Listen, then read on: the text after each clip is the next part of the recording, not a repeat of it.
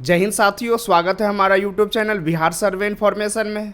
इस बार जो राजस्व एवं भूमि सुधार विभाग की तरफ से जो महाअभियान सर्वे कार्यक्रम चलाया जा रहा है, जिसमें आपका जो जमाबंदी संबंधी जो त्रुटि है उसका निराकरण करना है, और जो आपके पूर्वज के नाम से कभी भी जमाबंदी कायम है, चाहे वो ऑफलाइन के माध्यम से हो या ऑनलाइन के माध्यम से हो, और उनका मृत्यु हो गया है या उनके जो भी वंशज हैं वो चाह रहे हैं कि हमारे अपने नाम से जो जमाबंदी है वो कायम हो जाए, तो उसका जो दाखिल खारिज है वो इसमें किया जाएगा। देखा जाए तो इसमें आपको मुख्यतः दो प्रकार का काम होना है। एक तो आपका जमाबंदी संबंधित सुधार काम होना है, और एक जो होना है वो दाखिल खारिज से रिलेटेड संबंधित जो है वो काम होना है।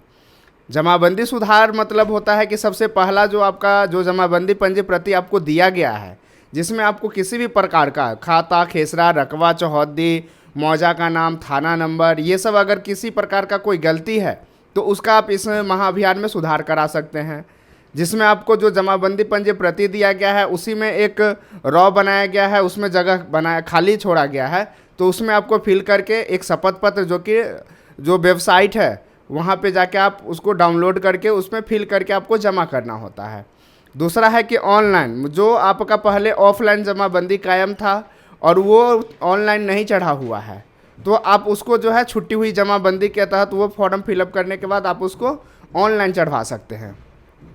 उसके बाद है कि किसी भी रैयत के नाम से ये वो बाप, दादा, माता किन्हीं के नाम से जमाबंदी जो है वो कायम है और वो उनका मृत्यु हो गया है, आप चाह रहे हैं कि वो मेरे नाम से जो है जमाबंदी कायम हो जाए, तो उसमें है कि आपको बंटवारा नहीं करना होगा। सिर्फ आपको एक वंशावली जो होता है वो बना के, और जो आपका बंटवारा नामांतरण जो फॉर्म आता है वो आपको फिल कर देना है।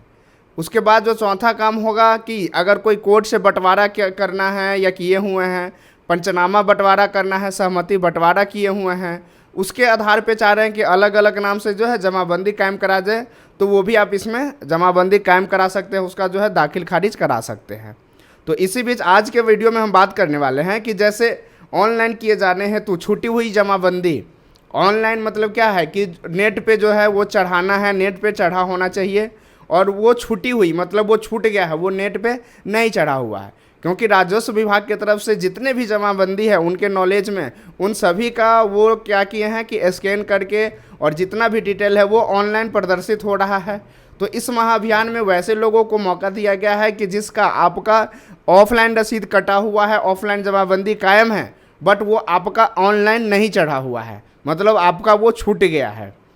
तो उसके लिए आपको जो है एक फॉर्मेट दिया गया है, जो कि हमने, ये आपका फॉर्मेट है, ये आपका बस एक पेज का फॉर्मेट है। इसमें लिखा हुआ है कि ऑनलाइन किए जाने हेतु छूटी हुई जमाबंदी को ऑनलाइन करने हेतु आवेदन पत्र।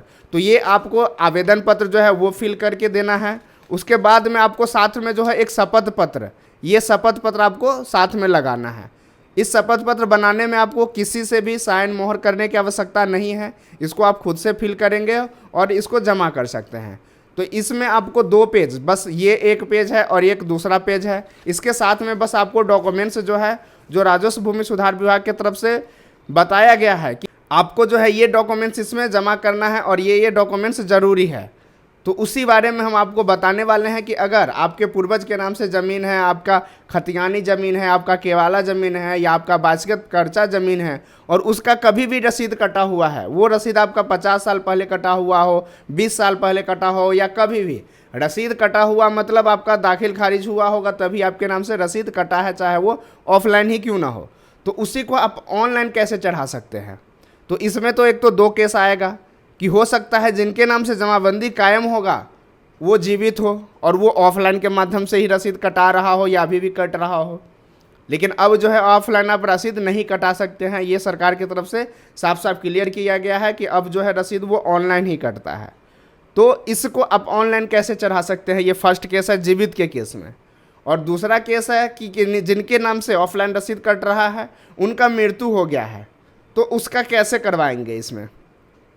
तो सबसे पहला है कि अगर ऑफलाइन रसीद कट रहा है और वो जमाबंदीदार जो है वो जीवित है, तब तो आपको कुछ नहीं करना है, बस ये जो दो फॉर्म हमने दिखाया है ये दोनों फॉर्म आपको साथ में लेके जमा कर देना है, जो रसीद है उसके साथ में डॉक्यूमेंट्स लगा के। और दूसरा केस है कि जिनके नाम से रसीद कट रहा है उनका मृत्यु हो गया है, तो उसमें करना क्या है कि जिनका मृत्यु हो गया है तो उनका आप एक वंशावली बना लीजिएगा। तो वंशावली आपको एक सादा पेपर पे बना लेना है। वो हमने बताया है कि आपको वंशावली खुद से कैसे बना सकते हैं। उस वंशावली को सरपंच से या मुखिया से आपको साइन करा लेना है, बस वही जो है आपका वंशावली। और मृत्यु प्रमाण पत्र वही हो गया, जिनके नाम से आपको करवाना है उसके जो कोष्ठ होता है बगल में मृत लिख दीजिए, साइन मोहर हो जाएगा, वो आपका मृत्यु प्रमाण पत्र हो जाएगा। ऐसा राजस्व विभाग की तरफ से ही बताया गया है, ये अपना मन से नहीं बता रहे हैं। तो वो आपको फिल करके और एक जो उत्तराधिकारी वाला जो नामांतरण फॉर्म होता है वो उसमें भरना होगा, क्योंकि ये फिल करने से आप जैसे आप ये फिल करके देते हैं तब तो वो जो है ऑनलाइन चढ़ जाएगा, वो चढ़ जाएगा मृत व्यक्ति के नाम से ही। जमाबंदी जिनके नाम से पहले था और वो मृत हो गया है और ये आप फिल करके देते हैं तो वो उन्हीं के नाम से जमाबंदी कायम हो जाएगा और जमाबंदी जो है वो नेट पे शो करने लगेगा। बट आपको अपने नाम से उनके जो वारिस है उनके नाम से करवाना हो तो आपको उत्तराधिकारी नामांतरण जो फॉर्म है वो आपको फिल करके जमा कर देना है। तो इससे क्या हो जाएगा, ये भी आप जमा कर देंगे और उत्तराधिकारी साथ में ही जमा कर देंगे। उससे जो जीवित रैयत है उनके नाम से जो है वो जमाबंदी ऑनलाइन जो है चढ़ने लगेगा। तो आइए हम बात करते हैं कि ये जो आपका जमाबंदी जो आपका छुट्टी हुई जमाबंदी है उसको कायम करने में और उसको जो है आपको ऑनलाइन चढ़ाने में कौन कौन का जो है डॉक्यूमेंट्स वो ज़रूरी है। तो जो राजस्व भूमि सुधार विभाग की तरफ से जो प्रेस विज्ञप्ति जारी किया गया उसमें लिखा हुआ है कि छुट्टी हुई जमाबंदी को ऑनलाइन करने हेतु जरूरी दस्तावेज निम्नलिखित है। मतलब ये राजस्व भूमि सुधार विभाग की तरफ से दिया गया है, आप वहाँ पे देख सकते हैं मेरे स्क्रीन के पीछे, वहाँ लिखा हुआ है कि जरूरी दस्तावेज निम्नलिखित है, वांछित कागजात जो उपलब्ध हो। और राजस्व विभाग की तरफ से ये भी लिख दिया गया है कि वांछित कागज जो आपका उपलब्ध हो। ज़रूरी नहीं है कि ये इनके तरफ से जो 9 को दिया गया है तो 9 के 9 ही होना चाहिए। हो सकता है कि आपके पास 8 हो, आपके पास 5 हो, आपके पास 4 हो सकता है कि 9 के बदले आपके पास 11 डॉक्यूमेंट्स हो। तो आपके पास जो उपलब्ध हो वो डॉक्यूमेंट्स आपको साथ में इसमें लगाना है। सबसे पहला है कि विहित प्रपत्र में आवेदन पत्र शपथ पत्र के साथ। तो सबसे पहला जो है आपको कि जो विहित प्रपत्र है जो राजस्व विभाग की तरफ से जो जारी किया गया प्रपत्र है वो आपको तो साथ में लगाना ही है। ये प्रपत्र आपको कैसे फिल करना है, इसका जो है आपका सर्वे से रिलेटेड हो या महाअभियान से रिलेटेड हो, तमाम सारी जानकारी मेरे चैनल पे है, आप वहाँ पे जाके देख सकते हैं। उसके बाद है कि आपको साथ में जो है शपथ पत्र के साथ में, तो शपथ पत्र भी आपको कैसे फिल करना है इसकी भी जानकारी हमने दे दिया है। तो ये आपका शपथ पत्र का फॉर्मेट है और ये शपथ पत्र फिल किया गया हुआ है, तो ये आपको जो है शपथ पत्र साथ में देना है। दूसरा है कि वासीगत बंदोबस्ती पर्चा। वासीगत पर्चा भी बहुत लोगों को मिला होता है, फॉर्म जी मिला होता है। तो वो अगर वासीगत पर्चा वाला आपका ज़मीन है उसका ऑफलाइन रसीद कटा हुआ है तो आपको जो वासीगत पर्चा मिला हुआ है वो आपको साथ में लगाना ज़रूरी है। उसके बाद है बंदोबस्ती। बहुत लोगों के पास बंदोबस्ती वाला ज़मीन है तो बंदोबस्ती पर्चा, जब आपको बंदोबस्ती मिलता है तो आपको बंदोबस्ती पर्चा वाला ज़मीन के बदले में आपको बंदोबस्ती दिया जाता है, तो वो आपको बंदोबस्ती पर्चा जो है वो साथ में लगाना है। उसके बाद है खतियान की 100 अभिप्रमाणित छाया प्रति। हो सकता है कि आपके पास खतियानी ज़मीन है, वो खतियान आपका आरएस खतियान हो सकता है आपका चक खतियान हो सकता है कि आपका सीएस खतियान हो। कुछ रैयत ये भी सवाल पूछे हैं कि सिर्फ इस महाअभियान में कौन सा खतियान वैलिड होगा, कौन सा खतियान हम इसमें दे सकते हैं। तो ये बातें आप कान खोलकर सुन लीजिए कि जिस भी मौजा में जिस भी जगह पे जो लास्ट सर्वे फाइनल हुआ हो तो उसी का खतियान जो है वो वैलिड होगा। चाहे वहाँ पे आपका जो सबसे लास्ट जो सर्वे हुआ होगा वो अगर चकबंदी फाइनल है तो वहाँ पे चक खतियान लागू होगा, उसमें आपको चक खतियान देना है। हो सकता है कि वहाँ पे आपका कुछ ऐसे डिस्ट्रिक्ट है जहाँ पे आरएस रिविजनल सर्वे जो है वो फाइनल है तो आपको वहाँ पे आरएस जो डिविजनल सर्वे का खतियान है वो देना होगा। हो सकता है कि जहाँ पे न चक फाइनल है ना आरएस जो है वो फाइनल है, वहाँ पे जो पुराना जो 1905 में हुआ था सीएस खतियान वो आपका फाइनल हो तो आपको वहाँ पे आपको जो पहले जो सर्वे फाइनल हुआ था वो कैडेस्ट्रल सर्वे जिसको हम सीएस सर्वे के नाम से जानते हैं वो आपको जमा करना होगा। तो ये चीज़ हो गया आपको खतियान के केस में। उसके बाद है कि आपका मूल जमाबंदी पंजी की अभिप्रमाणित प्रति। ये चीज़ें थोड़ा कठिन है कि मूल जमाबंदी कभी भी जो रजिस्टर 2 होता है, जो मूल जमाबंदी है, उसकी अगर प्रति आपके पास है तो उसमें अभिप्रमाणित है। अभिप्रमाणित जिस जो उसको रिलीज करता है, जो जहाँ से आपने डॉक्यूमेंट्स लिया है, उसका वहाँ पे साइन होना चाहिए, वो प्रमाणित होना चाहिए कि ये जो ये है डॉक्यूमेंट्स वो सही है। तो वो आपको 100 अभिप्रमाणित अलग हो गया, और जो आपका अभिप्रमाणित मतलब जिनके नीचे जिनके द्वारा जो है वो रिलीज किया गया है, वो आपको प्राप्त हुआ है, उनका साइन और मोहर वहाँ पे ज़रूरी है।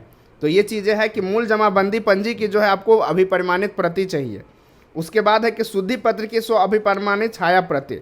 शुद्धि पत्र में जब आप जो रजिस्ट्री करवाते हैं, उसके बाद मोटेशन कराते हैं, जब दाखिल खारिज कराते हैं, उस समय आपका जब मोटेशन के लिए अप्लाई किए हैं, जब वो फाइनल हो जाता है कि इनके नाम से जो है रसीद काटा जा सकता है, इनका खाता खेसरा रकबा जितना भी डिटेल है वो उसमें शुद्धि पत्र में दर्ज किया जाता है, वही आपका शुद्धि पत्र होता है। तो वो शुद्धि पत्र अगर आपके पास अवेलेबल है, जब भी आपने मोटेशन के लिए अप्लाई किया है, तो ज़्यादातर लोगों के पास वो शुद्धि पत्र होता है। तो वो शुद्धि पत्र की जो है 100 अभिप्रमाणित, जहाँ जहाँ 100 अभिप्रमाणित लिखा हुआ है वहाँ पे आपको खुद से सिर्फ 100 अभिप्रमाणित करके अपना साइन करना है। अगर आप पढ़े लिखे नहीं हैं तो अंगूठा निशान करना है, और अगर पढ़े लिखे हैं तो आप अपना साइन करना है, वो भी हर एक पेज में। तो ये 5वां हो गया कि शुद्धि पत्र की 100 अभिप्रमाणित छाया प्रति। उसके बाद है कि हित अर्जित करने से संबंधित निसाक्ष्य। ये चीज़ें हित अर्जित है, मतलब आपके पूर्वज के नाम से ज़मीन था या आपके पास ज़मीन है, तो वो जो आप हित अर्जित किए हुए हैं उसका जो आपका डॉक्यूमेंट्स है, उसका जो कोई साक्ष्य है वो आपको देना है। तो ये चीज़ें किस केस में होता है, जैसे बाप दादा के नाम से संपत्ति था, उनके नाम से केवाला, खतियान, वारसगत पर्चा या कोई भी ज़मीन था, और उनका हित हम अपने से अर्जित किए हुए हैं। तो वो कैसे अर्जित किए हैं? पंचनामा बंटवारा से। आप पापा से बंटवारा करके हमको दे दिए हैं, तो वो बंटवारा जो आप किए हुए हैं, जो आप हित अर्जित किए हुए हैं, वो आपको इसके साथ में डॉक्यूमेंट्स लगाना है। पहला तो हो गया कि पंचनामा बंटवारा। दूसरा हो गया कि हित अर्जित करने से संबंधित, मतलब बाप दादा के नाम से संपत्ति है, उनका देहांत हो गया है, तो उसमें आप वंशावली लगा देंगे कि हम उनके वंशज के जो है वंशज हैं, हम उनके उत्तराधिकारी है, तो उसके एवज में हमको वंशावली लगाएंगे और वो संपत्ति मेरा होगा। तो ये चीज़ें आपको उसमें लगाना है। उसके बाद है दाखिल खारिज याचिका में पारित आदेश की प्रति।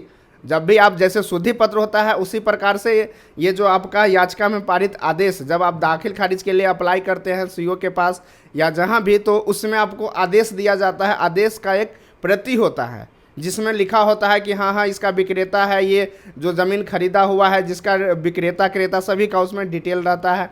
ज़मीन का ब्यौरा लिखा होता है, खाता खेसरा रकबा उसका जो भी होता है, चौहद्दी, वो सब दर्ज होता है। तो वो पारित आदेश का जो प्रति है वो आपको अगर अवेलेबल है तो इसमें लगा सकते हैं। भू लगान रसीद की 100 अभिप्रमाणित छाया प्रति। अब है कि जैसे आप जमाबंदी कायम किए हैं तो रसीद तो ज़रूर कटा होगा, कभी ना कभी कटा होगा। तो वो भू लगान, चाहे वो ऑनलाइन कटा हो या ऑफलाइन कटा हो, वो आपको इसके साथ में उसकी 100 अभिप्रमाणित, उसमें भी आपको साइन करके जमा करना है। ध्यान रखनी ये बातें हैं कि इसमें जो 100 अभिप्रमाणित है, जो मृत हो गए हैं, जिनके नाम से जमाबंदी कायम था, तो उनके जो वारिस होंगे वो साइन करेंगे, ये ध्यान रखना है। और जो जिन जीवित है उनका अगर मान के चलिए रसीद जिसके नाम से कटा हुआ है वो जीवित है तो वो उसी में साइन करेंगे। मिल जुमले रकबा के मामले में मापी प्रतिवेदन। मिल जुमले मतलब 2 खेसरा, 5 खेसरा, 7 खेसरा बराबर 1 रकबा, मतलब होता है कि 1 2 3 4 खेसरा है और उसका सबका अलग अलग रकबा नहीं देके एक ही बार में रकबा दे दिया है कि आपके पास ये 4 खेसरा बराबर 10 डिसमिल ज़मीन है। तो इसमें ये तो नहीं क्लियर किया गया कि 1 नंबर खेसरा में कितना ज़मीन है, 2 नंबर खेसरा में कितना ज़मीन है। ऐसे बहुत सारे केवाला है जिसमें मिल जुमने रकबा लेके लोग रजिस्ट्री कर लेते हैं। तो उस स्थिति में चाहे वो केवाला हो चाहे खतियान में, तो हर एक आपका जो रकबा है वो खेसरा बाज लिखा होता है। बट कुछ केस में जो आपका केवाला के केस में होता है कि आपका कई सारा खेसरा मिला के रकबा मिलजुमने लिख दिया जाता है। तो उस केस में आपको जो मापी प्रतिवेदन है वो आपको ज़रूर लगाना है, तभी जाके आपके नाम से काम हो पाएगा। अलग अलग जो है उसका रकबा आपको दर्शाना होगा। तो ये जो आपका मापी प्रतिवेदन है वो आपको अंचल अमीन का ही वैलिड होगा, ये आपको अंचल अमीन की तरफ से ही बनाया जाना ज़रूरी है। तो ये चीज़ें जो है आपका छुट्टी हुई जमाबंदी संबंधित जो ऑनलाइन आपको करना है, जो आपके पूर्वज के नाम से ज़मीन है और आप चाह रहे हैं कि मेरे नाम से ऑनलाइन जो है ज़मीन चढ़ जाए, तो उसके लिए आपको इतना चीज़ में जो आपके पास अवेलेबल है, इसके अलावा भी डॉक्यूमेंट्स अवेलेबल है, वो आपको इसके साथ में लगाना है। उसके बाद है कि आपको राजस्व विभाग संबंधित कोई त्रुटि या किसी प्रकार का आपको समाधान चाहिए या कोई आप शिकायत करना चाह रहे हैं या कोई जानकारी चाहिए, तो इसमें है कि टोल फ्री नंबर, ये आपका जो टोल फ्री नंबर है वो विभाग की तरफ से जारी किया गया है। ये आप 9:30 बजे सुबह से लेकर शाम के 4 साढ़े 4 बजे तक आप लगा सकते हैं, इसमें बातें कर सकते हैं। ये टोल फ्री नंबर जो आपका है 1800-345-6215, मतलब 1800-345, उसके बाद है 621 और 5। ये नंबर आप नोट कर लीजिए। अगर आप इससे संबंधित किसी भी प्रकार का जानकारी चाहिए, आप इस नंबर पे आप कॉल करके बातें कर सकते हैं। आशा करते हैं कि आज का वीडियो आपको अच्छा लगा हो।